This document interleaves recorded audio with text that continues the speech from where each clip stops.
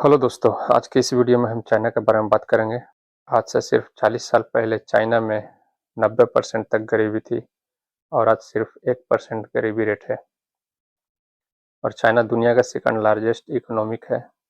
सन 1978 में global GDP में सिर्फ 2.5% कंट्रीब्यूशन था और आज के दिन ग्लोबल जीडीपी में 18% से ज़्यादा कंट्रीब्यूशन है।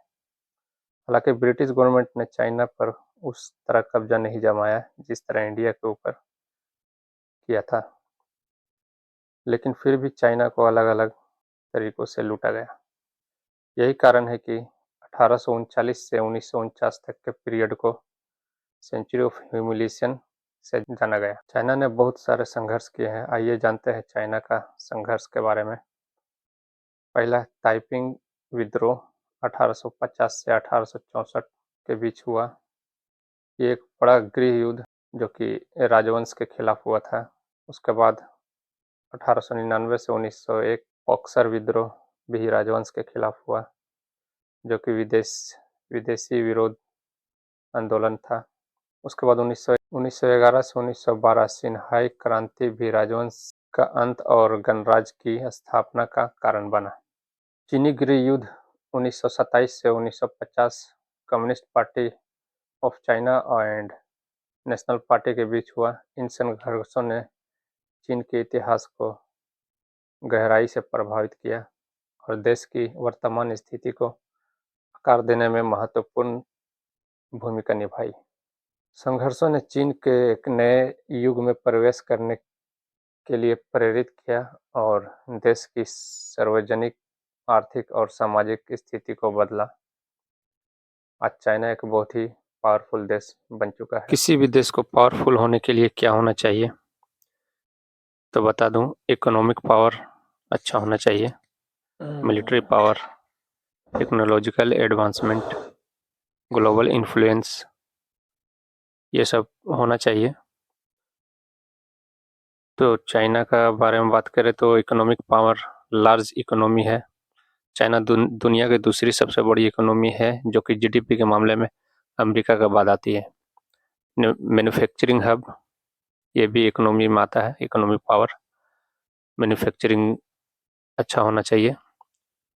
चाइना एक बहुत ही बड़ा मैन्युफैक्चरिंग हब है, जहाँ पर कि कई तरह के प्रोडक्ट्स बनाए जाते हैं, जैसे कि इलेक्ट्रॉनिक्स, टेक्सटाइल और machinery.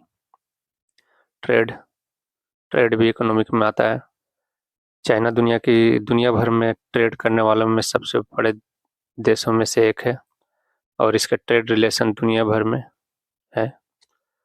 Military power, large military, China की मिलिट्री दुनिया की सबसे बड़ी मिलिट्री है, जिसके पास बहुत सारे सोल्जर, टैंक्स और एयरक्राफ्ट हैं। न्यूक्लियर पावर, चाइना एक न्यूक्लियर पावर है और इसके पास न्यूक्लियर वेपन्स हैं। स्पेस एक्सप्लोरेशन, चाइना ने स्पेस एक्सप्लोरेशन में भी बहुत प्रगति की है और इसने अपने सैटेलाइट और स्पेस एयरक्राफ्ट लॉन्च किए हैं। Technological advancement, innovation, China innovation में बहुत आगे बढ़ रहा है और इसने कई नए टेक्नोलॉजीज डेवलप किए हैं, जैसे कि आर्टिफिशियल इंटेलिजेंस, रोबोटिक और 5G।